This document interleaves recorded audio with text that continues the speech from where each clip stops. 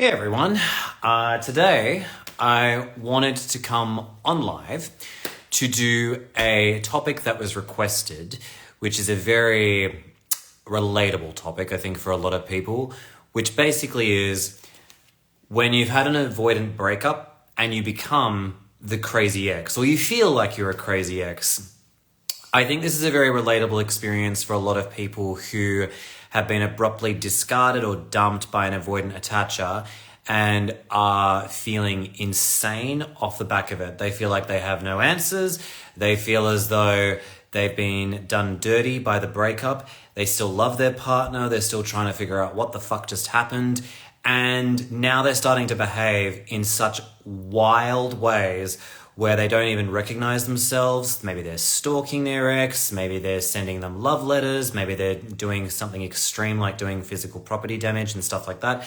We'll get into all those behavioral traits in a hot minute, but today is really about being very compassionate to people who have the experience of being in a situation where they've felt like a crazy ex. Now, before I get into this, I can see people are saying they can hear me. Phenomenal. So once again, guys, I'm sorry, but if you can't hear me, it's you, not me. Although you can't hear me say that, so that's kind of a joke. But anyways, ground rules as always. You want to ask me questions, throw them in the question mark box below, and we'll get straight into this. So I'm going to start this out by saying this is a trigger warning sort of live in the sense that this is probably going to provoke a lot of people to feel shame over how they might have behaved post-avoidant breakup. So that is your trigger warning to say you may feel triggered, you may feel shame, you may feel embarrassment, and a whole variety of valid feelings during this live. And I'm going to approach this from a place of compassion to people who feel like a crazy ex off the back of this. And I'm going to paint a depiction of what would maybe cause someone to behave this way. So we're all on the same page. Because there is a big difference between feeling like a crazy ex off the back of an abrupt ending to a situationship or relationship with an avoidant attacher versus being someone who is, say, psychotic, sociopathic, narcissistic, and trying to hoover your ex back in through very manipulative tactics. So I want to make that very clear. So let's paint the scenario. Imagine you have gotten to know someone who you have a lot of shared interests with. You can feel the chemistry. You really enjoy spending a lot of quality time together. You love the amount of commonalities and the connection between each other. And you're talking about all the things that you can do in the future. You have electric dates. You have such an incredible intensity between the two of you, and you're being told things like, yeah, I really feel like, you're it. Like, I really feel like you're the nicest person I've ever met. I've never felt love from anyone else like you before. And you both have what sounds and appears like a very functional start or fully functioning relationship. You've even got titles. Your boyfriend, girlfriend, boyfriends, girlfriends, however you choose to pronoun it, and you're very, very happy with where this is going. And then seemingly out of nowhere, your partner just says one day, yeah, I don't think I'm actually meant to be in a relationship. I love you, but I don't love you. And that's it. It's all over via text, and you're left in a state of confusion, shock, bewilderment, embarrassment. You're feeling obviously very traumatized off the back of the breakup. You never saw it coming. And this can induce a lot of conflicting emotions. And one of those is, anxiety over what the heck just happened and trying to get answers to figure out how to move forward and get some closure, because you've been left now with a skeleton of a situationship or a relationship and you're trying to figure it out. And this is when people, in an attempt, I think, to try and revive the relationship, or at the very least to try and figure out what happened, start to do things which, frankly, I understand and I get, and can be self-destructive or destructive to people on the receiving end as well too. Because let's be real, no one I think, likes to be abruptly broken up with in this particular way. And I know the avoidant attachers are going to chime in and say, yeah, but sometimes relationships just end. Yeah, not like that, they don't. And I know that some people will be like, well, maybe we just weren't compatible. Compatibility issues are not attachment issues, in the sense that if you have an attachment issue where you have a fear of intimacy, that is different from when you both have distinct life goals that are getting in the way of you creating a relationship. So just want to put that out there and say that. So let's talk about what being a crazy ex is like, because I think that this definition is usually quite pejorative, negative. It's usually carries a lot of shame. There's a lot of stigma around it where it's like, oh, you know, you're someone who is just unable to let go. You're insane. You need to go get your head checked because you're doing all this crazy behavior. And understandably, you know, we know that people who are maybe more narcissistically inclined when they're chasing supply, their previous partner, can behave in ways which breach boundaries, are unhinged, and it's really, really wrong and not okay. But we're going to put that category to one side for a hot minute, because we're not talking about narcissists. We're talking about the average person who feels batshit fucking crazy when they've had an abrupt ending with an avoidant and they're just looking for closure. And the behavior that I'm going to list today will range from mild to severe and extreme. And it's up to everyone, obviously, to find discernment as to what fits their unique situation and whether or not they want to get help for it. That's entirely up to them.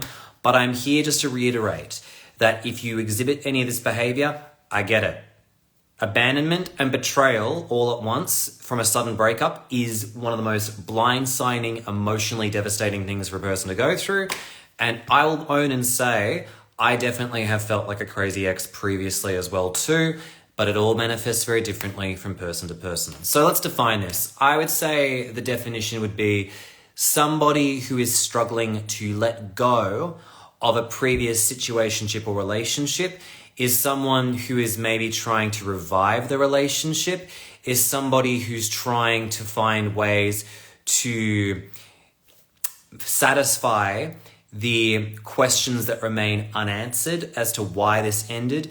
And I think also are trying to deal with a lot of internalized shame around maybe feeling not chosen, not good enough, not worthy, and being in a situation where you feel as though, you know, maybe there was something you did as a consequence. And it can also be fueled, I think, by hope, in that you can be in a situation where you feel like, hang on a minute, like maybe I can try and fix this and get us back together again too.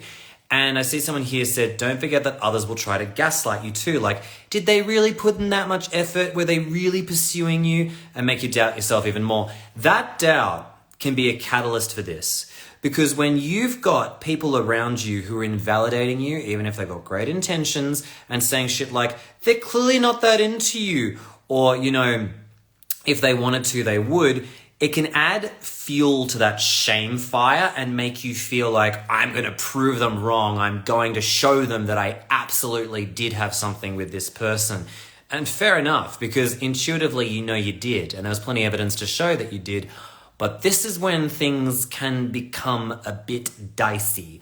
So before we embark and talk about the behaviors that can come out during this particular point in time, I want to just say, once again, this is usually a phase. I say if you have a phase under this context, I'm honestly not going to judge you. Been there, done that, got the t-shirt, and I can say I totally get where it comes from.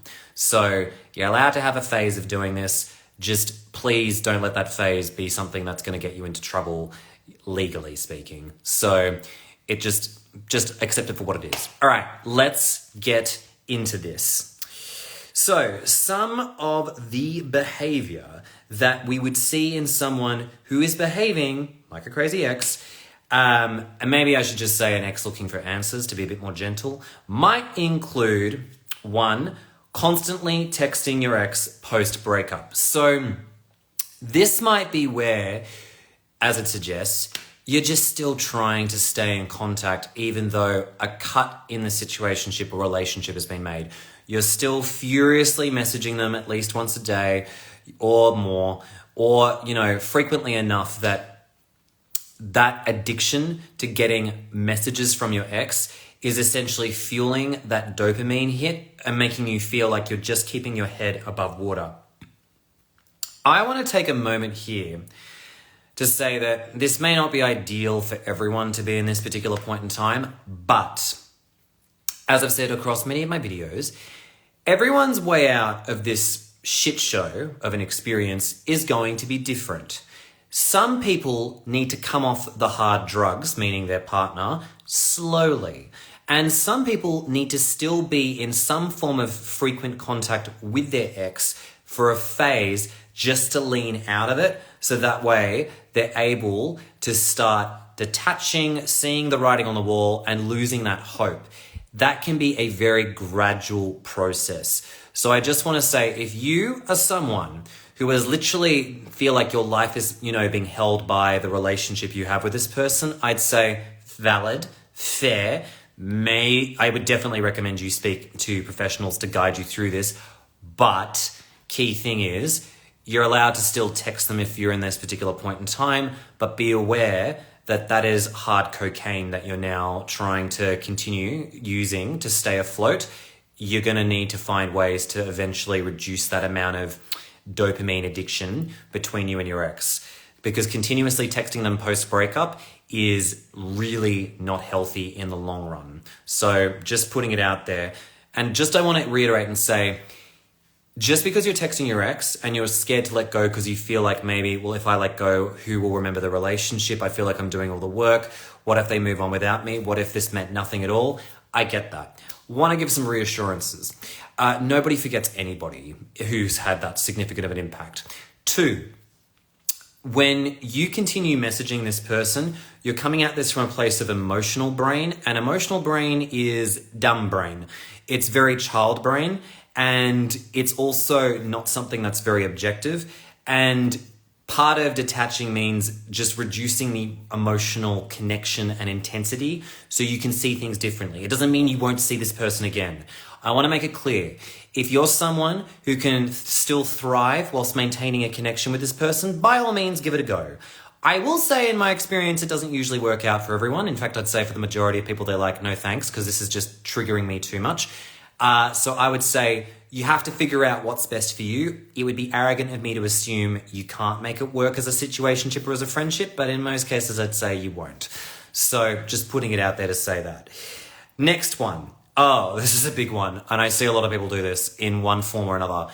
Stalking your ex's place. Now, what I mean by this is that say you have a route that you have to go through, like from home to work, from say A to B, and you find sneaky ways to still, at the very least be in close proximity to your ex's place. And I've done this. Full disclosure, it happens. And I just want to say that, it's very normal, especially if you live within a block of each other, to still be interacting with this particular person, at least physically. So in that state, I would say, please be careful that if you do that, you're still having exposure to your drug of choice. And that can bring up a whole bunch of triggers for you as well. I would say that if you're able to deviate from the route and to avoid having to be so close to that intense trigger, you're probably going to be better off in the long run.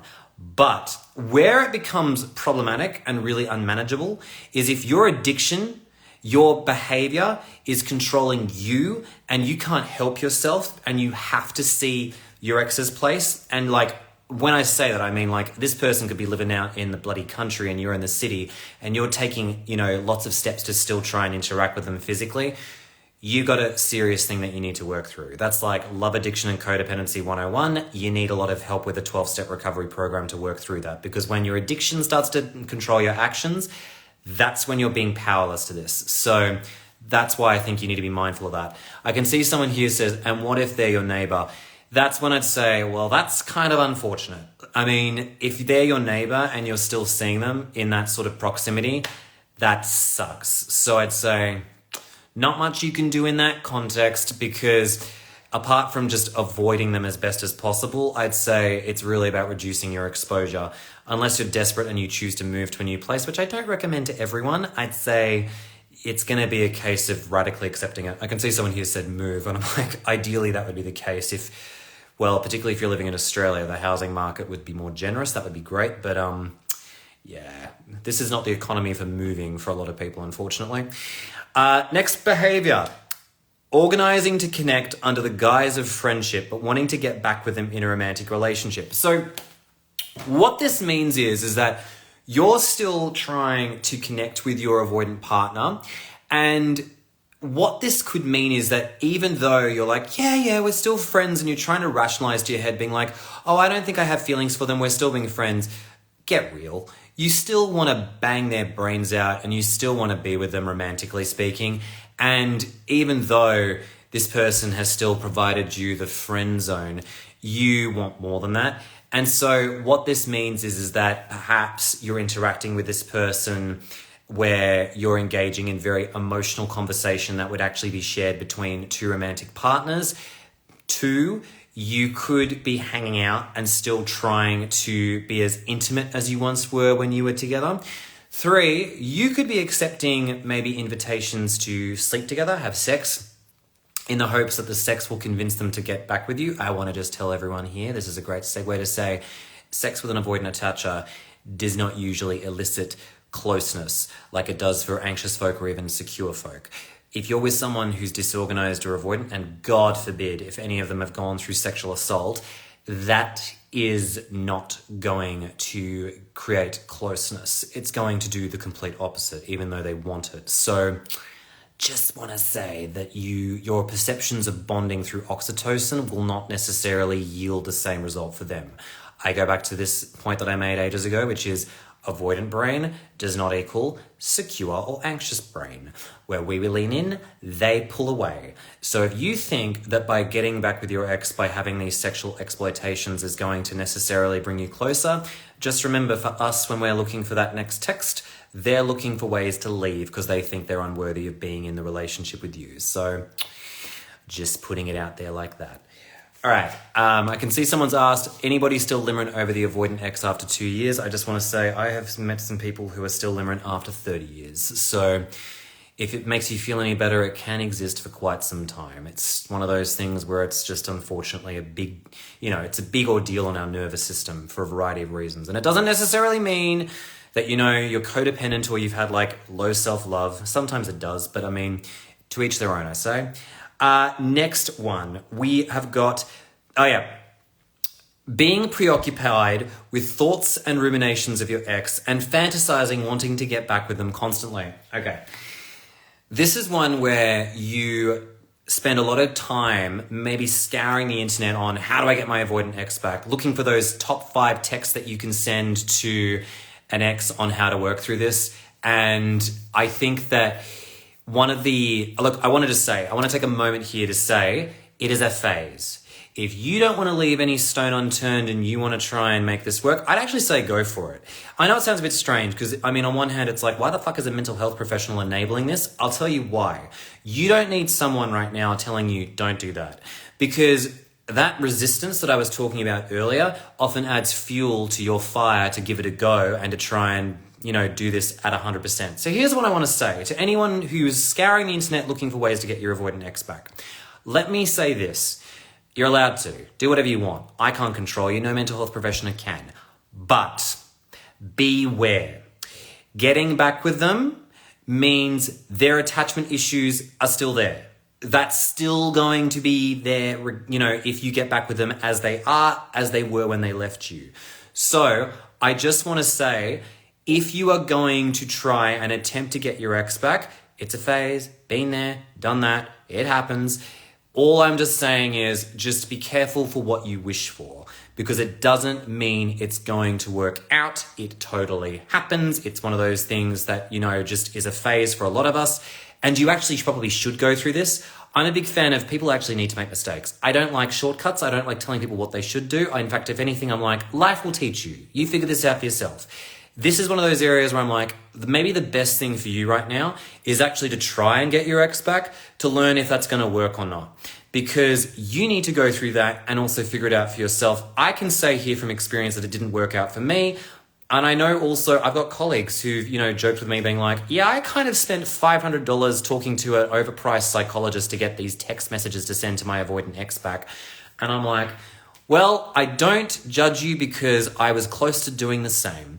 Many people have also, looked at coaches online who are talking about how to use the no contact rule to get your ex back. And frankly, I'm tired of seeing those on YouTube because it's kind of pathetic at this time. Like, it's so funny when you see a YouTuber being like, the science behind what the avoidant is thinking when you're in no contact. It's like, we don't have science on this yet. Like, what are you talking about? Like, what research is going on in this? None of that I've seen anyways. And also, why would you want someone back who's got a fear of intimacy and commitment? So that's stupid. That's like asking for coal for Christmas. So unless you like coal. But anyways, the point simply is that, do what you will. And I hope that fortune favors you if this is something you choose to pursue. Next one. Oh yeah. This is a big one. You might be stalking your ex's socials and you see that they are interacting with new people who they might be romantically into. And you become extremely jealous, and you may also want to find ways to, let's just say, intervene. Please don't intervene with, physical violence. That will get you in jail. But you might be preoccupied with rage, with jealousy, with such intense anger that's being directed at this new potential person who may not even be dating them. It could be a bloody sibling. But you're just getting so caught up with how this person seems to be moving on very quickly. And look, they sometimes will, as I've said. And so this is when I'm just going to say that your anger at this new person who's entered the scene should frankly be directed at your partner, because that's healthy, and do that in a way that's actually healthy for you, like journaling or talking to a therapist. But it's very common for there to be a lot of, frankly, murderous psychopathic style rage when a new person enters the scene. It does not mean you're a psychopath. It doesn't mean that you're a murderer, but it is very normal to entertain fantasies where you want to try and step in, because people who are fueled by unprocessed rage often do have very intense romantic thoughts, Jesus. Well, that too. They have a lot of intense, thoughts, preoccupations, and thoughts and feelings around it. So I just want to say, be very clear about what I'm saying. If you're entertaining the thoughts, it doesn't really mean all that much at this particular point in time. Again, it's a phase. But I'm going to say, as a counsellor, I'm not enabling anyone to do any physical violence to this person or their new partner, because that would be, duty of care-wise, not good for me or for you. So if you are someone who feels that impulsivity, get yourself into a therapist ASAP, potentially for CPTSD and possible borderline personality disorder, because that is not something you want on a record, and that will cause you more shame in your bucket, and you do not want that. So I'm just laying that out there right now. And by the way, a note to anyone who has borderline personality disorder listening to this right now, because individuals with BPD experience abandonment wounds at like a 100 out of 10, I get it. I don't actively relate because I don't have BPD to the best of my knowledge. But I want to say those feelings and intense emotions are very valid for people who have BPD. I want to make it very clear that this is when DBT, dialectical behavioral therapy, and a lot of hand-holding is crucial to your survival through this phase.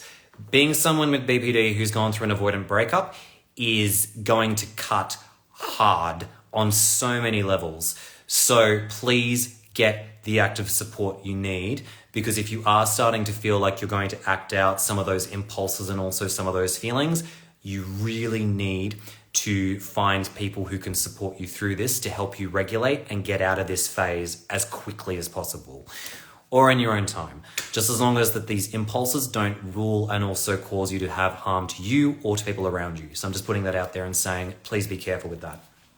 All right, let's go on to another behavior of acting like a crazy ex as this is a phase.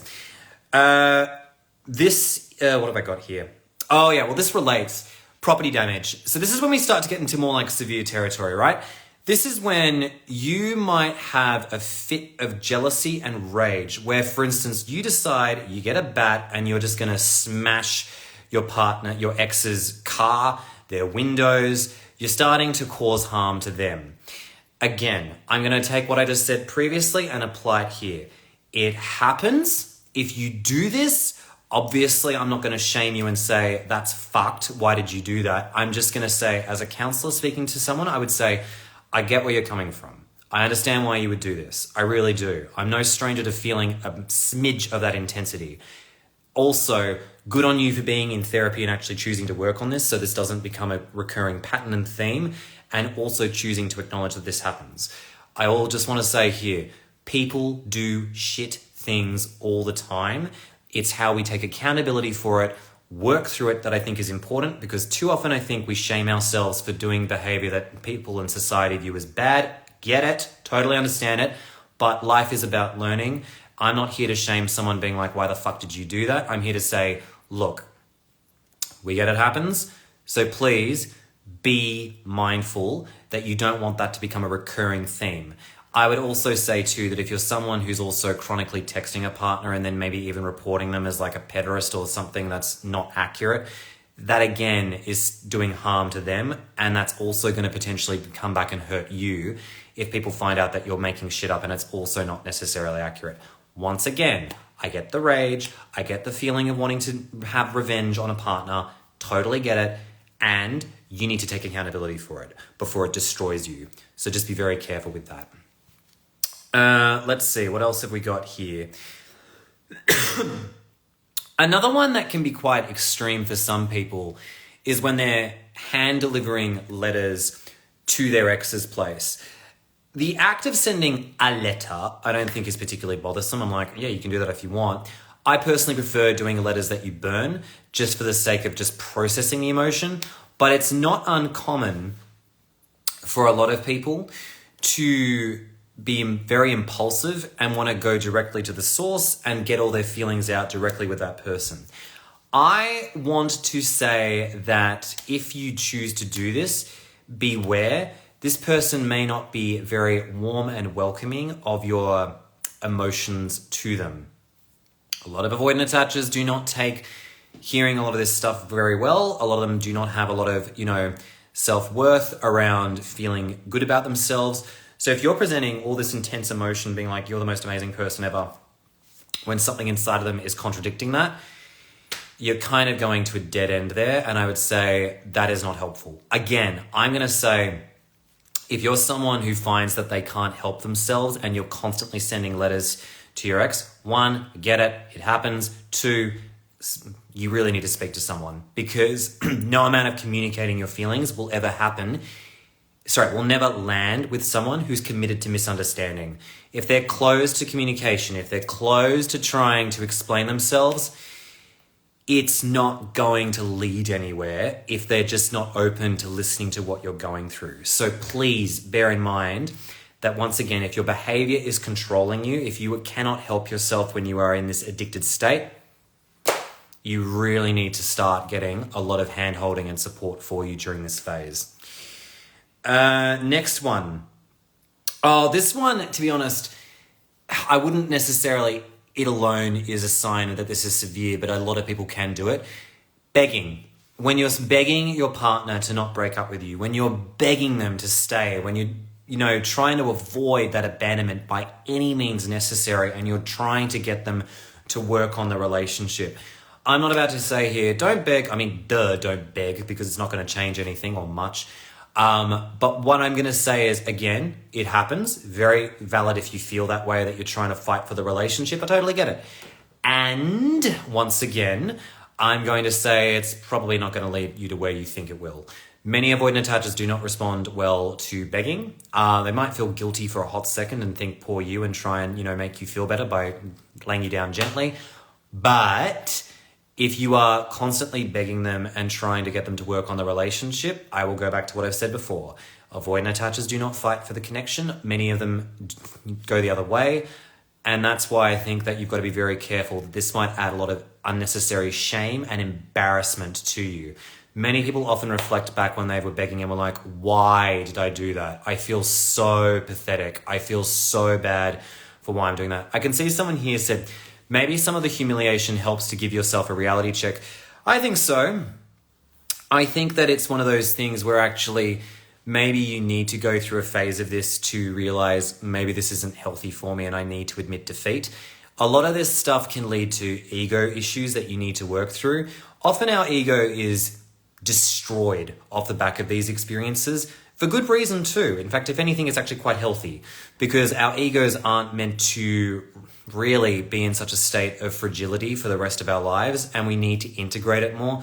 A conversation that I will have another day because it's a bit technical, but the point is that often a lot of people are humiliated, scared, panicking, and they'll do anything to avoid that intense pain of abandonment and rejection and feeling like a failure. I get it. It hurts. It sucks.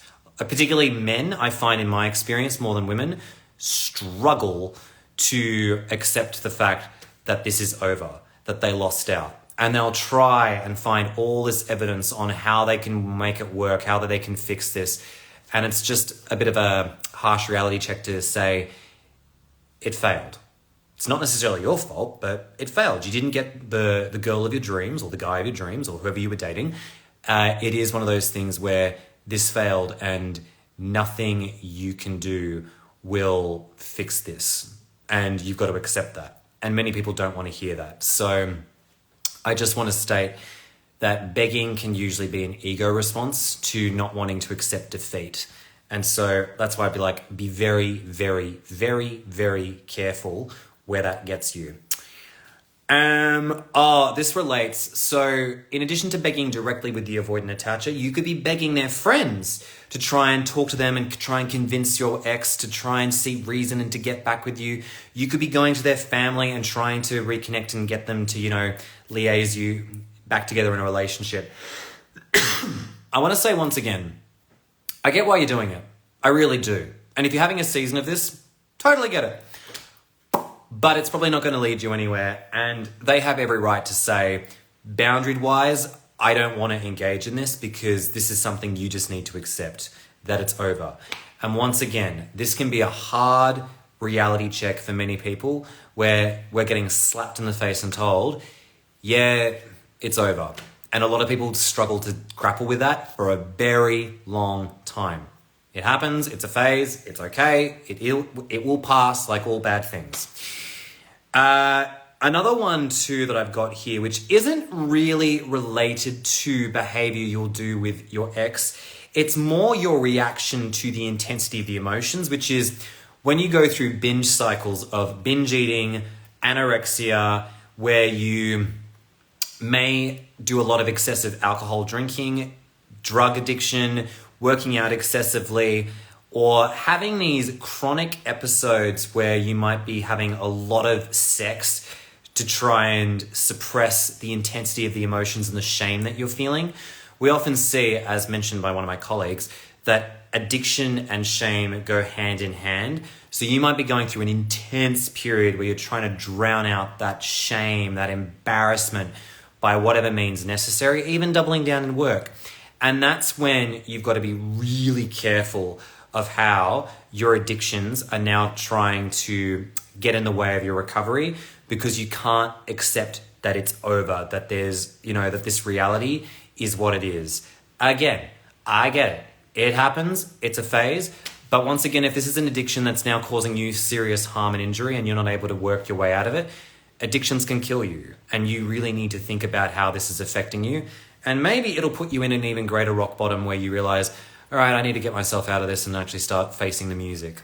Not an easy journey for many people. So that's why I want to tackle this with a degree of empathy, because it is one of those things where I see a lot of people get into a hole off the back of this. I myself know what it's like to be at rock bottom off the back of this. I get it. And we need to put our big boy and women pants on to try and work through this. Next one is, now this is where we get to like real severe territory. And this is an important thing to think about. Suicidal ideation. If you are someone who is starting to actively pursue self-harming, and also suicide in actualizing it, crisis centers are for you. This is where you really need to be bloody careful of how the intensity of this pain is potentially causing you to feel. Now, that's one aspect of it too. On the flip side, a very coercive thing to do, and I'm just going to say this, I know why people do this, but putting my sensitivities to this to one side, if you are someone who is circling back to your ex and saying to them, if you don't talk to me about this, I'm going to go kill myself, that is manipulative. That is very emotionally manipulative. Again, I understand where this is coming from, but that is not a way to navigate a breakup like this and to accept it for what it is. I understand that this may be a coping mechanism that you've learned from people around you. I understand why this happens, but that is not okay. And you've got to be very, very careful that that is something that doesn't become let's just say a destructive habit that goes on. If you do it once, I get it, but that is something where you need a lot of support to ensure that you're able to sit with the reality of what's happened and also find better ways of trying to communicate your needs without emotionally manipulating someone due to your feelings of unworthiness. So please be very careful. And if you're on the receiving end of this too, as the avoidant attacher, I got to tell you, you do not have to support this person if they're going through this. Do not, under any circumstance, if you're in a situation like this, accept to help them. I see a lot of people when they're engaging with someone who's expressing suicidal ideation, they get worried that they're somehow I can see someone here who's actually made a really good point that I'm going to go back to. If you're ever in a situation where someone is threatening suicide, I'm just going to say this now as a counselor. I don't work with clients who are suicidal in that aspect, in the sense that occasionally I work with clients who are engaging in what I call passive suicidality, where they've thought about it, they understand suicidal ideation, but they're not acting on it, or they're not necessarily, going around and coercing other people. I'm not a crisis center. It's really important to understand that if you are not a professional in this space, and even if you were, I'm just going to be very transparent and say, ain't your responsibility. If that person is trying to, attack you with their suicidal ideation, you have every right to be like, right, I'll call the police, because not my duty to try and care for you when you're going through this experience. And frankly, it's really, really abusive to be on the receiving end of that. So if you're an avoidant attacher, or anyone for that matter who is dealing with that, know your rights, know your limitations, and know you cannot help someone in that particular case. They need to have people who are supporting them, and that ain't you. Unless you're the crisis worker who's coming in to support them, fantastic. But if you're someone who's partnered with them, don't involve yourself unnecessarily in their distress like that. Next one is, last one for excessive stuff. If your ex, the avoidant attacher, is blocking you, if they're filing police AVOs and also trying to get you restricted from certain locations like bars because of your behavior, once again, it happens, it's shit. And sometimes, unfortunately, you'll be on the receiving end of this unfairly. Sometimes, particularly fearful avoidants, will make such a fuss that they try and paint you as the villain in order to make themselves feel better about leaving you. And unfortunately, it happens. You may not have done anything to cause this. And I'm here to tell you, it's shit. You're fighting the narrative of someone who doesn't want to necessarily accept their own culpability in this. And that is why I'm just going to say, if that happens, you've got to unfortunately face the music and just back the hell away from this person, because they're doing everything they can right now to avoid shame over what they've done. Is it fair? No. Will you likely get justice for it? Nope, not likely at all. But I'm here just to say that it sucks. And just if you were dealing with a narcissist who's doing a shame spiral, a smear campaign. If you were dealing with a smear campaign, you've got to go the other way. Do not engage with the flying monkeys. Get the hell away from that and try and protect yourself. That is my list of the behaviors that we would see in someone who is experiencing what it's like to be a crazy ex off the back of an avoidant breakup. I want to end this once again by saying it's a phase. It happens. But if this phase is starting to cause you to cause harm to the other person, to yourself, to your reputation, to well-being, you really need to now do some active work on yourself to prevent you from causing unnecessary shame onto your already quite loaded emotional pile. You do not have time for extra humiliation right now. Your ego probably can't handle it, frankly. So with that being said, I want to say again, I see so many people who've gone through this. Abandonment sucks, just does betrayal, but when you get them both together, please just bear in mind, you're going to probably behave in ways that you never expected to. And it's so important to understand that you don't normally behave like this. And the average person who's probably put through a situation like this will likely experience a degree of behavior like this where they are at the very least stalking their ex's socials and trying to come to terms with what the fuck just happened. So, with that all being said, if you're related to this, fantastic. If you see yourself as someone who needs more support, please understand the places that you need to go to depending on what you're experiencing. And I just want to round out this piece by saying, I think that this is why context matters in this space, because a lot of people might listen to this and think, well, if you're experiencing this behavior, then clearly you're not over this. True. And also perhaps you need to get your head checked because that's not okay behavior. It's a fucking phase. If they were in a similar situation, they'd probably be behaving the same way. It's too easy for a lot of people to cast judgment when you're going through this. And unless truly you have a personality disorder and you're also doing something that's incredibly destructive, I would say that for the most case, you can give yourself a pat on the back and go, okay, I acknowledge that the extremity of the situation caused me to behave in extreme ways. So with that being said, I'll round this piece here and we'll dive straight into Q&A. And I'll try and answer any of the questions that I think came up in the chat later.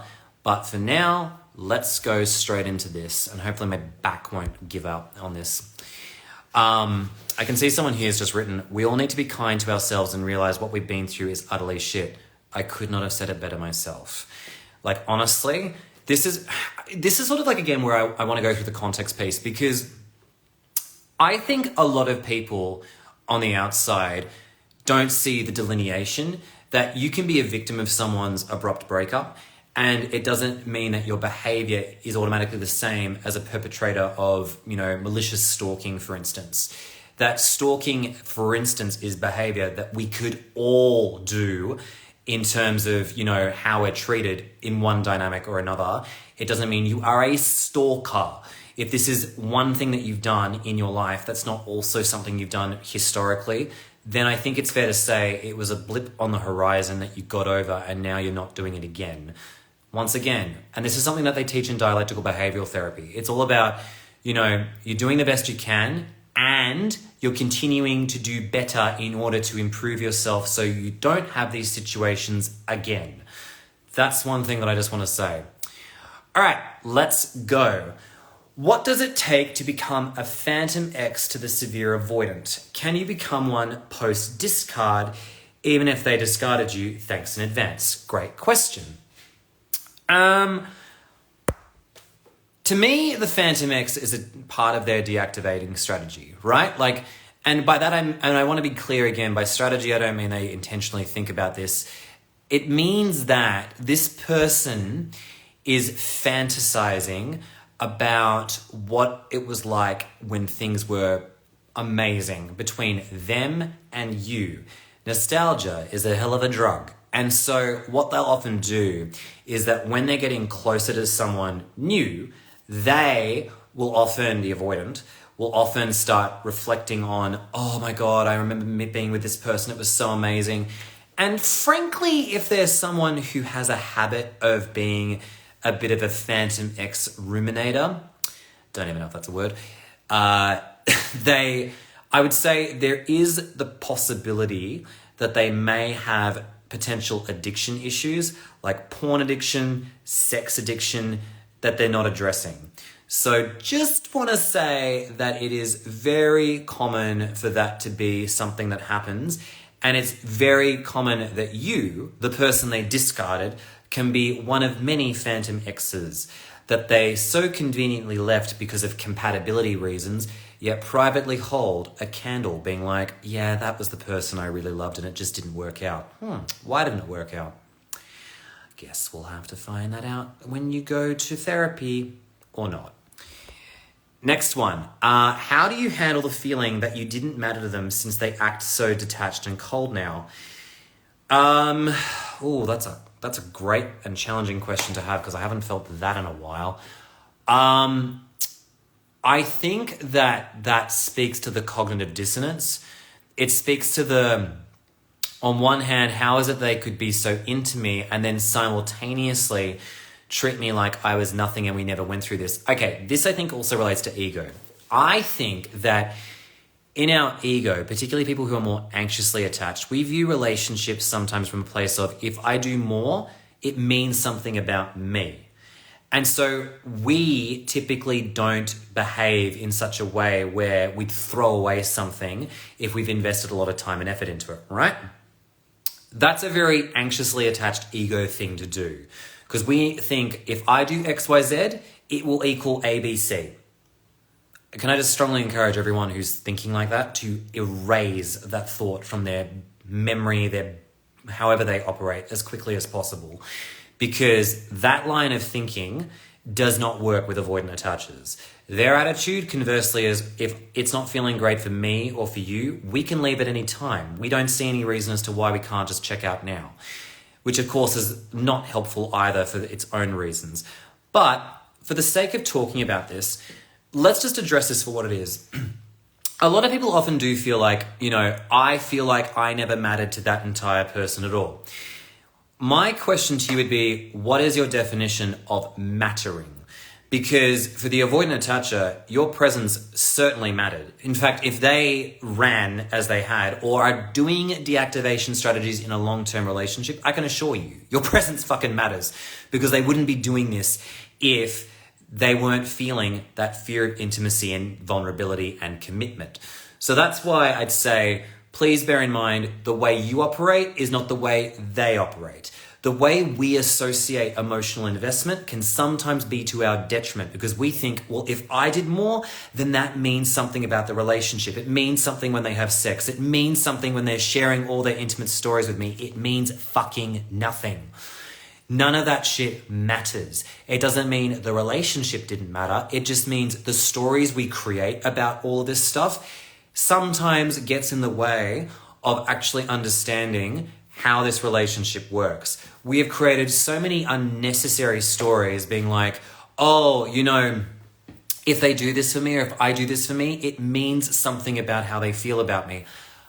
You don't know what that person is thinking and feeling. These individuals have a very different way of processing relationships. And so you have to understand it is very careful. You have to be very understanding that like these people can drop you at the flick of a switch. It doesn't mean your presence meant nothing to them. It just means they had to bail because it was too intense. So please understand that when we look at this from the perspective of how we behave in relationships, it can screw us up in our healing. So please be mindful of that. We've got that one. You say nobody forgets anyone, but does an avoidant where they were really involved before all they went to the drain, great expression by the way, have the time with fondness. Oh, okay, so let me start this again. You say nobody forgets anyone, but does the avoidant, with all the time and fondness that was shared in memories, are they just, is that memory actually memory or is it just mere data? Good question.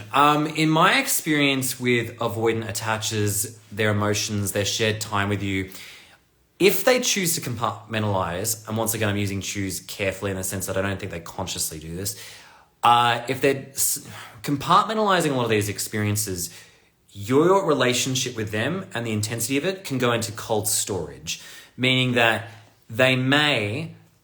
it may seem like they're selectively forgetting in crucial details in a relationship, and it could be because some of those details spark a lot of intense emotion, some of which might be shame.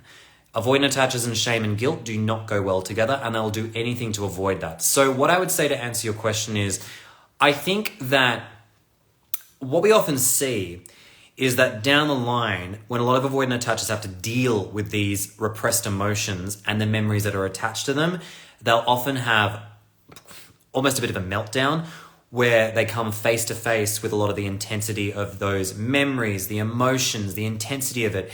And that means they then have to face a lot of that stuff head on and accept the reality of it all. But if you're interacting with an avoidant attacher in the moment, like say an ex-friend, an ex-lover, whatever they may be to you, they may try and avoid intimate details, memory, to try and avoid accountability, or if it causes them to have a lot of shame. Not every avoidant attacher does this. The severe ones are more likely to do this, but it is maddening because it can make you feel like this person is being deliberately obstinate and also stubborn in seeing reality with you, and it can be really devastating to you to go through this experience.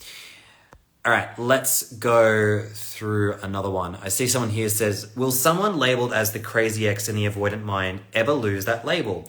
Especially if many years passes and you never try and go back? That is such a great question, and my answer is yes. I know someone, this is an acquaintance of mine, where we actually had a very intense conversation around this. Now, they're a fearful avoidant, and for those of you that have been on the receiving end of a fearful avoidance rejection, many of you will know that it can be self-righteous. They can project a lot of their shame onto you and act like you were the villain and the person who ruined this relationship, and they needed to get away from you because of all this horrible stuff that you did. And even if they don't verbalize that, in their actions, they may block you. They may try and find ways to make you feel like the crazy person by saying things like, where once they might have been like, oh, I love you, you make me feel amazing, to now going, you're too needy, you're too clingy, you're too much. You get the picture, right? A lot of projection. So what I have found with my acquaintance is I actually had a conversation with them where I talked to them about, hey, have you ever been in a situation where you've had a situationship and you've reflected on it differently and you could see it maybe from a different angle to how you normally would? And they were like, oh yeah. And it became very clear that the narrative that they had in their head was, this person behaved crazy, I was glad to get rid of them. But then when I was like, but how did we get there? Like, why was your ex's behavior crazy? And then they went on and were like, well, actually, it wasn't always like that. The thing is that I left them abruptly claiming that I wasn't ready to be in a relationship, and I ghosted them. And then shortly after trying to reconnect with them, all this, inflammatory behavior came out, and I made them out to be someone who was a villain to make me feel better about leaving them in the first place. But really, when I think about it, I was just scared of actually being close to them. Now, I got lucky to have that conversation because I'm not necessarily someone who's, deeply connected. So when you ask, do they ever see behind the rationalization, the label of calling their ex a crazy ex? Some of them will. And it's one of the hardest things an avoidant will ever have to go through, is acknowledging you have a missed opportunity. You ruined a relationship, and you've kind of left a lot of skeletons in your wake as a consequence of your fear of intimacy and vulnerability. Do you know how hard that is for someone who's left a lot of crap in their trail and they don't necessarily want to acknowledge the crap that they've left everywhere? I'm not saying it's okay, it's abusive. But in clinical settings, when you're trying to work through this, there is so much shame to work through where they have to sit and go, fuck, I ruined this experience. I blew this up. I destroyed a perfectly good thing. And often their ego wants to jump in and go, but we just weren't compatible. They were crazy anyways. And it's like, you sure about that? You'll actually, look, a little bit of insight from me. Every now and then I get a very self-aware avoidant attacher coming to my page, and I love their feedback and commentary. But every now and then you'll also see one who will say whack stuff like, yeah, but sometimes relationships just don't work out. Anxious attachers, they're all terrible. Now, of course, these are the extreme ones, right? These are the ones who are coming from an ego place where they want to defend their decision-making at all costs. Why? Because if they, for God forbid, if they had to admit that they did something wrong, this would cause them to spiral. Shame is the worst emotion we human beings face. For biological reasons, I think it's actually a very effective emotion. But these individuals do not want to look like a failure. They don't want to be shamed and judged by their friends and their family for making a mistake or for ruining a relationship. So they do not want to acknowledge the elephant in the room at times. Well, in this case, I should say the dead elephant in the zoo, because for them, it's going to cause them to feel tremendous shame that they're already trying to get away from. You folk who are listening to me say this may listen to this and understandably be like, I don't fucking care. They've done something horrific to me and it's not okay that they've done this. To which I say, valid. There's no but coming from me on this. I am a mental health worker. For me, it's my bread and butter to understand where this comes from, to better understand why they're doing what they're doing. If you are listening to this and going, fuck them, that's fucked, that's not okay, I don't like the fact that they treat people like this, to which I say, you have every right to be angry and upset about it. That is actually very healthy for you in your recovery journey to be upset about this. I want people to be angry. Now, how you go about your anger is an entirely different story, so don't start destroying people or, hurting people, or at worst, God forbid, don't murder people. That's not okay.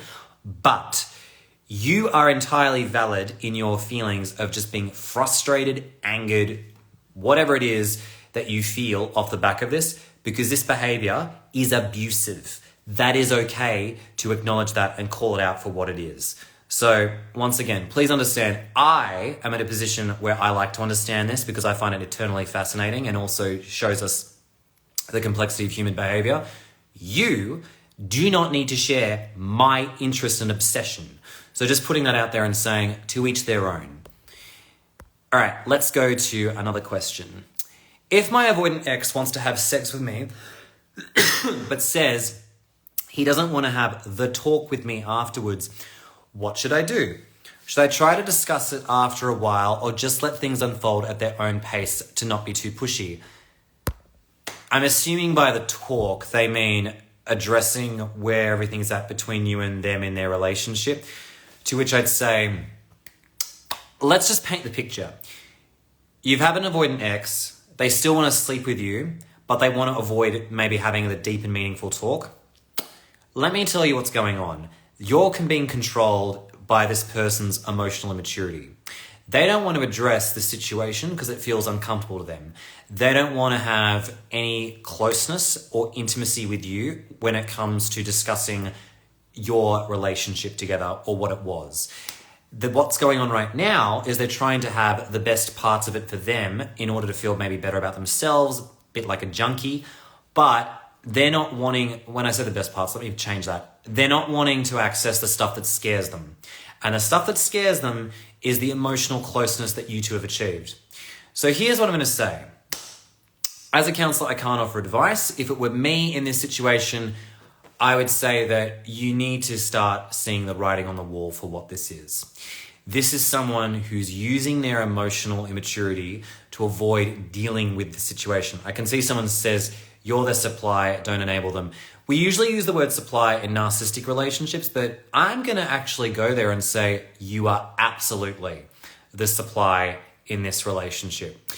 Avoidant attachers and anxious attachers can be narcissistic. And guess what? You can be a source of validation for these people too. Does not mean they have narcissistic personality disorder. But the key thing I want to say is that if you're going to put yourself in this position, thinking that by continuing to engage with them, that somehow you'll be able to change their mind, I'm going to give you a little spoiler alert. As one person I can see, their comment just sort of flew up, said, it's going to fuck you up. So going back to something I also said at the beginning, but don't let me stop you. Each of us has to navigate this in our own way and figure out what this is. But I think that if you're still having sex with an ex and they're also refusing to actually have the talk about it, that's wrong. Like, that's just so not okay. So just be careful with that. If a fearful avoidant ex truly loved or still loves you, why would they not show much emotion when you show up at their doorstep? Oh, I can tell you why. They over-talked and didn't show any emotion, but said felt terrified to open my messages.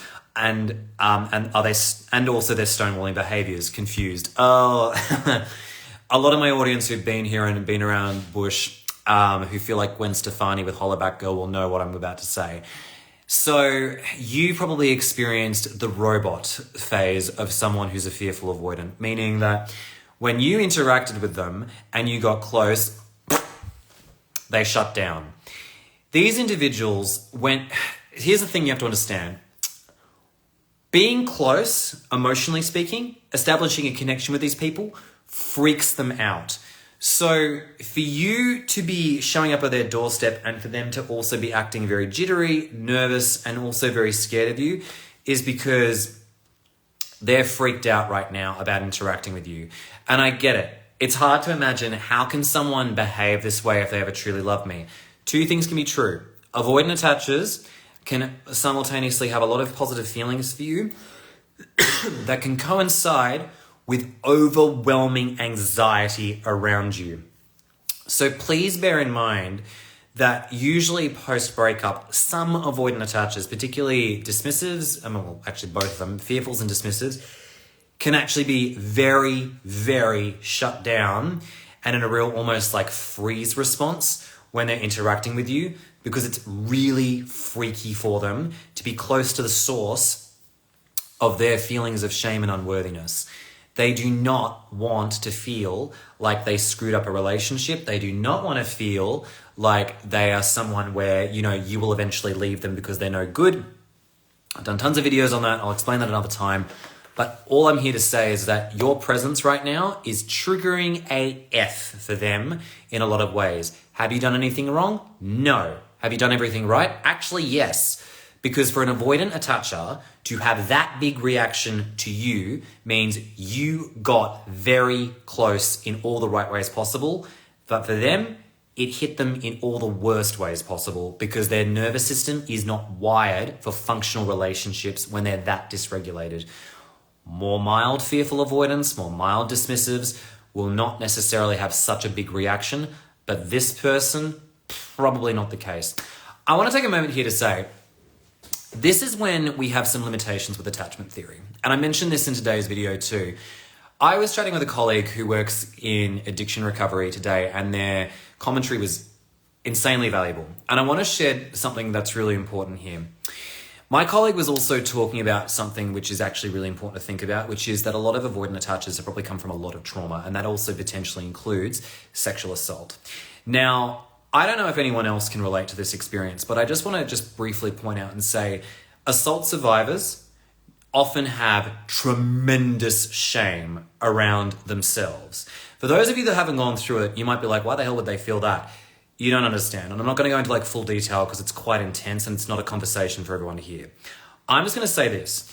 If you, as someone who's gone through this experience, you usually carry tremendous shame around yourself, your body, what you've allowed, even if there was nothing you could have done to protect yourself at the time. So I'm just going to say this. For those avoidant attachers, particularly fearful avoidance, who actually may be SA survivors, I just want to say I'm not excusing the behavior because it's not okay. But there can be a lot of shutting down if they're someone who's also an SA survivor because of the intensity of the experience that they've had with previous experiences with human beings. What did they deserve? What happened to them? Hell no. Is it okay to treat people like this with these trauma responses? Hell no. In The Body Keeps the Score, there's a really good example of this that plays out. I won't go into it now, but you've got to understand when it comes to trauma, it can make people do whack shit in relationships, and it needs to be worked on. Otherwise, it can cause serious damage in relationships that are trying to be more functional. So I'm just putting it out there and saying, please bear in mind, this is something that's really intense and it can be a reason as to why someone is behaving this way and has these avoidant tendencies or anxious tendencies, depending on who the person may be. So that's something that I want to put out there. And again, I just want to say apologies too if that was very heavy for a lot of people. I understand SA is something that is quite extreme, but I trust out of respect to the people who are watching my content that that I try and respectively talk about these topics and provide trigger warnings to some of this sort of stuff too. So, please bear with me. And again, if you find it too much, totally get it. Let's go to another question. Does the avoidant recognize the behavior of the ex as totally disproportionate to the events? My ex said I had become obsessed when I was trying to seek clarity and closure.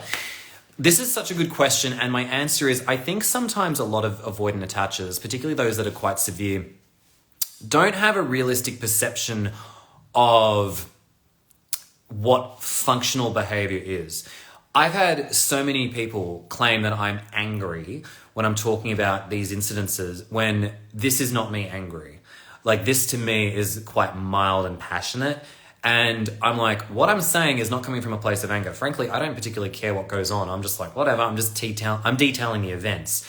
I get angry when I hear how my clients have been hurt by this behavior, because that's something where I'm like, that's not okay. But what I'm trying to illustrate here for everyone is to say that a lot of avoidant attachers have tremendous shame over adverse emotions like anger. A lot of avoidant attachers have tremendous shame around obsession, jealousy, guilt. And as a consequence, they have this tendency to project a lot of their own discomfort with their emotions, the adverse ones, onto people that they are with. So you, an ex that's seeking closure, let's just say, you're not even being, like, what I would describe as being obsessive behavior. Texting like 30 times a day, every day for a week, trying to get answers, and also getting to a point where that person's like, I need to set boundaries because this isn't healthy. That's when I'm like, you're kind of in like obsessive land, severe obsessive land, sorry. But when you're someone who's just maybe more mild, who's just like, hey, I just wanted to catch up and just talk about this, it would really help me out with my recovery. And then they say, you're obsessive and clingy. That's just wrong. Like, that's just not okay.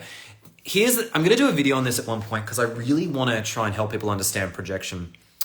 This is a great example where it's like, okay, it's true you might be a little bit obsessive and you want a bit of information around it. Valid given the circumstances, frankly, and there's no but coming from me for your aspect of this. It's true. You might be a little bit. That being said, they're projecting on you, making you seem like you're too much for wanting this. And that's why I'm like, oh, no. No. That's just projection, and they're also not wanting to talk about it because then they'd have to give their real reasons as to why they did this too, which they do not want to do. So that's why I'm here to say, just be aware that these individuals do not usually have a realistic, balanced filter for what functional behavior and emotional expression looks like on a day-to-day basis. I want to do more content on this for people because I see people get it twisted where they think, there's like extreme, like for example, anger and rage, completely different emotions. They're connected, but their expressions are very different. To me, for instance, anger is when you fight for something from a place of justice, being like, no, that's not okay. Like, when you do this, this really upsets me and I need to let you know because this hurts me. Whereas rage is like the toddler on steroids who's just furious and being like, you always hurt me. You never understand what I'm saying. You're so clingy and obsessive. Rage is more about absolutes, black and white thinking, destroying someone, having almost like a splitting episode where you went from high value to villainizing someone. Rage is very ineffective in interpersonal experiences. So I want to just make it clear that there is a huge difference between the way emotions are expressed. And I personally think anger is divine. I think it's totally fine. Hell, there's ways you can use rage too to actually be effective for growth and recovery. But please understand, the expression matters. And I've often said to some people that I work with every now and then, I'm like, if you're dealing with someone who's so emotionally dysregulated that they're raging at you, that they're just committed to misunderstanding, give up. There's nothing you can do to say to get your point across to this person when they're in such an emotional headspace. Have you ever been able to understand someone who's that emotional? Sorry, when you're emotionally, dysregulated like that? Like if you're in a rage, and I can speak for myself, I'm not open to, common sense or rationalizing at that particular point in time. If anything, I want to get my point across because I want to protect myself or hurt someone, which is not a healthy thing to do anyways. So just putting that out there and saying, please understand that delineation because it's really important. And good too to protect yourself. So that way, if you're getting told you're obsessive, you're, crazy, you're this, you're that, you can be like, no, actually I'm not. No, I'm not. I can see one of my favorite people here, Adriana from Let's Get Your Shift Together, and she'll appreciate what I'm about to say, which is there is a big difference between raging and being angry, and also learning the distinction between like emotions and different scales. But anyways, let's go to another one. By the way, I want to take a moment here to say thank you for all the incredible questions that you've been asking today as usual. I really appreciate them. Normally, sometimes I'm answering the same sort of question where I'm like, oh, here we go again. But every now and then, people I think throw me some really thoughtful questions where I'm like, this is really cool. I think it'll relate, so I really appreciate it. Let's see. Can a fearful avoidant be addicted to billiards pool? He spent 20 to 30 hours a week there and did a discard saying we had different lifestyles after moving into my building to be closer. He spent all his money and time on improving his pool game, which intensified towards the end. Yes, it can. Hey, Adriana. Yeah, it's one of those things where a lot of avoidant attachers, when they're in a relationship, will double down on their hobbies or whatever allows them to divert their emotional stuff into something else. That's actually a form of an addiction. Spending that amount of time on something like that, on one hand, can actually be impressive. But when you've got an avoidant attacher who's spending so much intense time away from the relationship and is focusing it on a hobby, an activity, or something like that, it actually speaks to the way in which they're avoiding you, the romantic partner. And isn't it interesting that as you guys got closer, as he was moving in, he ended on account of we have different lifestyles. Like, shut the fuck up. Like, I mean, I laugh when I hear these rationalizations because I'm like, what? Like, I mean, where's this coming from? And it's funny because clearly it sounds like this came out of the blue and it was just out of nowhere. So I want to make it clear that to the avoidant attacher leaving, I get it. I know why you've done it. Fully appreciate it. But you've got to understand that saying to someone, we have a difference of lifestyle is such a cop-out. And two, absolutely, like that, I've actually described this in other ways too. Like the avoidant attacher could have an obsession with gardening, with spending time with their kids, if they're a single dad or mum, and they're almost using the time with the children as a way of avoiding time with you. And they'll find ways to essentially fixate as a way of getting away from you and the intensity of that closeness. So yes, they can have an obsession with billiards, even though it's a bit of a unique obsession. I will say, as someone who likes pool, I love playing pool. I understand the obsession behind it, but I wouldn't obsess that much over it. Dismissive avoidant calls messages every day, but rarely wants to meet in person. What's going on? Well, you got to think about it like this. Calling you is different from meeting up with you in person. There is a difference to, to take a pause. I can see someone here said, that's the looking for intensity outside of the relationship Pia Melody talked about. I agree. In fact, as that question came to mind, that was the first book that I was thinking of. To those of you that are wondering what I'm referring to, Pia Melody's book, Facing Love Addiction, talks all about this. And in summary, what she was saying is that when you're an avoidant attacher, you're not seeking intensity in the relationship, you're seeking it outside of the relationship. So billiards, great way to try and avoid dealing with the intimacy of a relationship. Going back to this, because this was a good question. What's going on? Why does the dismissive avoidant call and not want to meet me in person? Because they're trying to manage the closeness. They're trying to manage getting intimate with you. They're trying to avoid seeing you. They may, on one hand, like you enough to want to stay in connection, but they ain't getting any closer unless it feels good to them. This is why they try and keep you at arm's length to protect themselves. I can see someone here has asked, why would they have no contact but still follow your socials? Again, this is their way of maintaining, distance and also intensity from you. They still want to let me start that sentence again. They want to be in contact with you because they want to still have ways of, having access to you without the intensity between the two of you. All of this is controlling behavior that's done to try and manage their fears and also their own unworthiness being close to you. And I want to take a pause here because occasionally I get comments being like, oh yes, but as an avoidant, I'm doing this to get away from someone who's mega clingy. And I want to say, if you're an avoidant who's getting away from someone who's mega anxiously attached, which does happen, I want to say that is not the dynamic we're talking about here. That is a separate dynamic. I am not referring to that. I am referring exclusively to what it's like when you're in a dynamic where, it's lopsided, but your fears of intimacy are the ones causing the challenges, not the anxious attachers, behavior, which is destructive in that dynamic. That's not what we're talking about. Let's see, what else have we got here? Why might an avoidant blame you for monkey branching? That's a great question. I have no idea. If there's an example for why that might be the case, that'd be great. I mean, the thing that I'm thinking in my head is, as in like the avoidant attacher is blaming you for moving on to someone new straight away post breakup. That could happen. And if you're dealing with that, that's usually a fearful avoidant who's jealous and is mad at you for leaving, even though they probably left you.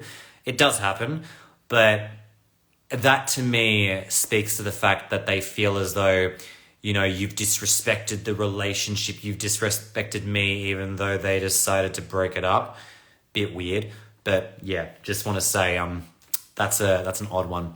Can someone be both dismissive and fearful avoidant? I suppose.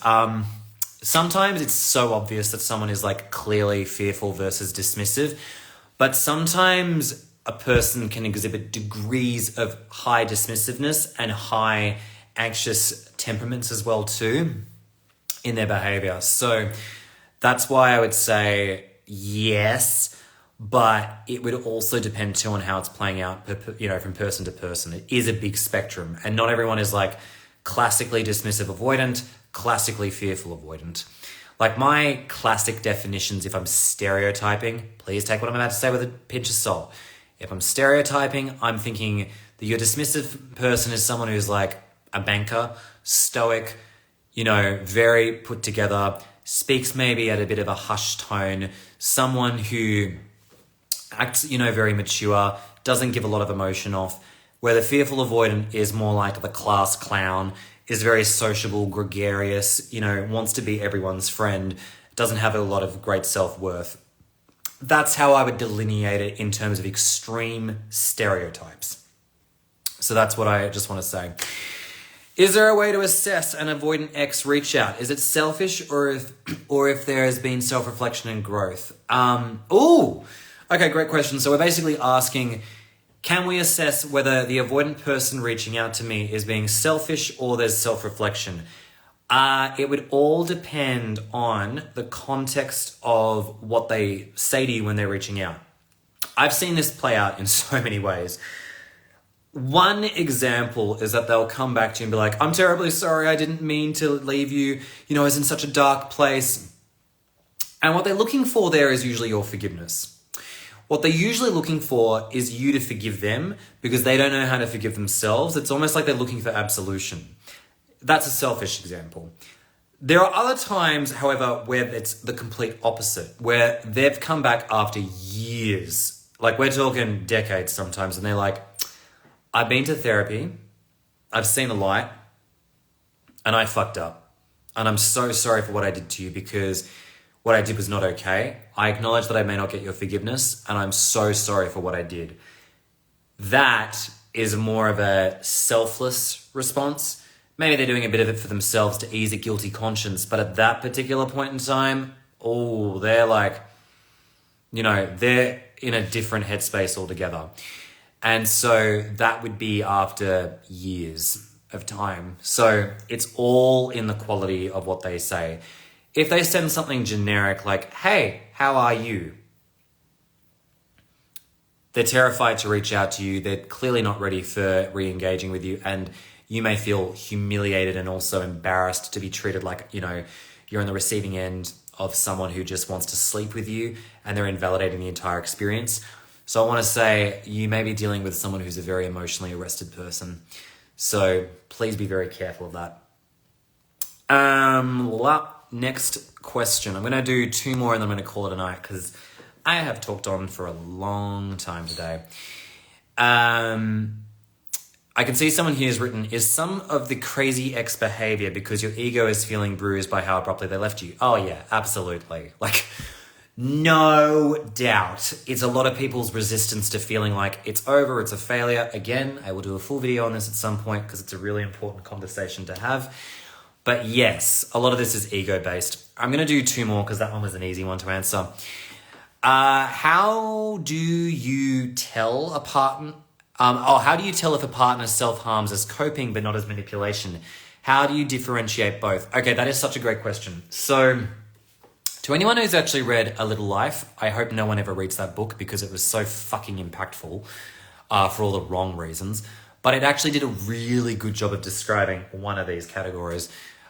People who self-harm as a coping mechanism do so, to manage distress and also to deal with like intense emotional pain.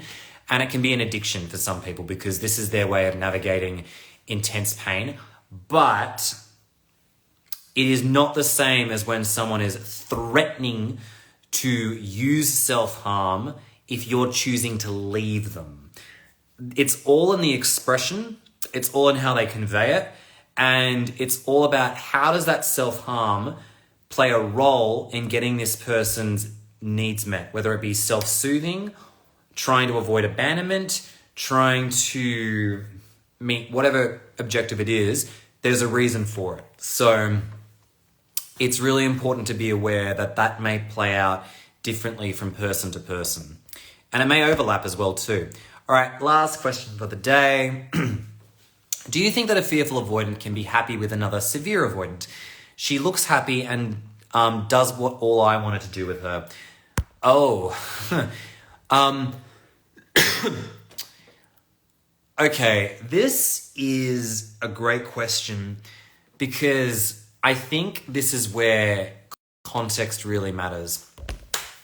I think that my answer to this would be, let's look at this generally speaking. Apart from the attachment stuff, I think that emotional maturity plays a huge role in 2 people coming together and making it last, right? And I think that the emotional maturity of you and your partner can have such a big impact on whether or not a relationship is going to last for a long time. And with that being said, I think it's really important to think about that if 2 people of similar emotional maturity are together, it could last a while. But what is the quality of the relationship?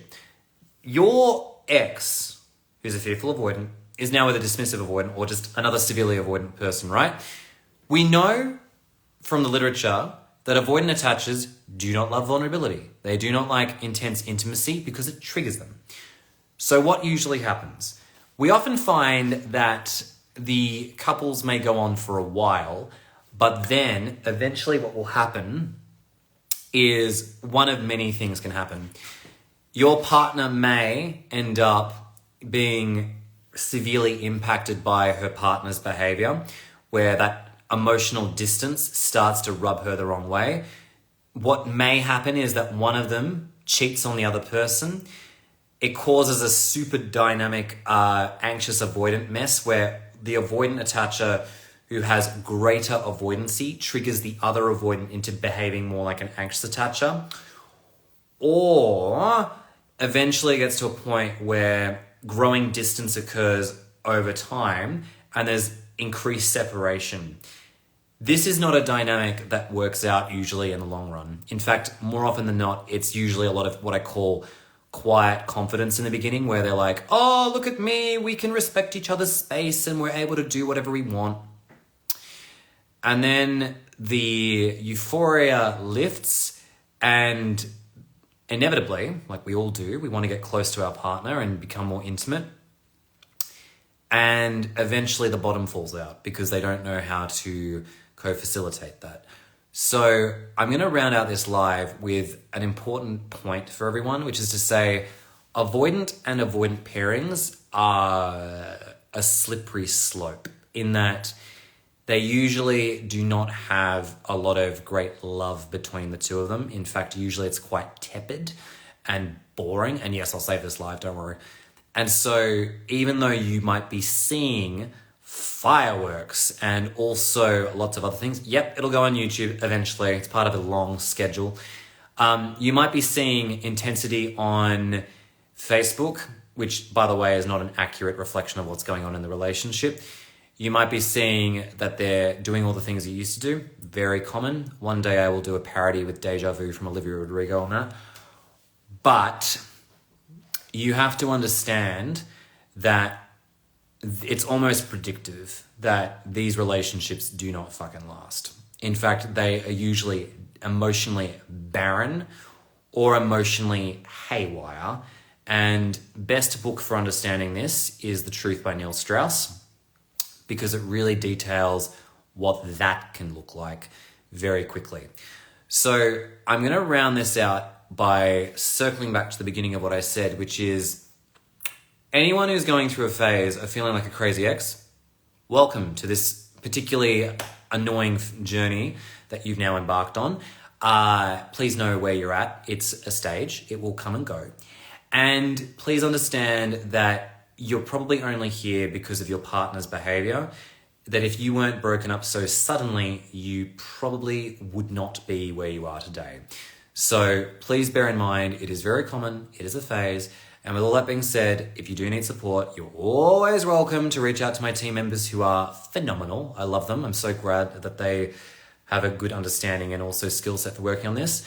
Feel free to just click the link in my bio. If you want to book in for a clarity call, you can. They're free, just to see if they're a good vibe check for you. But the key thing I want to say is please, please, please, if you need help, reach out to it. Like I said, we're accessible. And also remember too that, bad times don't last forever. They come and go, and that it's a real shit thing to go through this experience.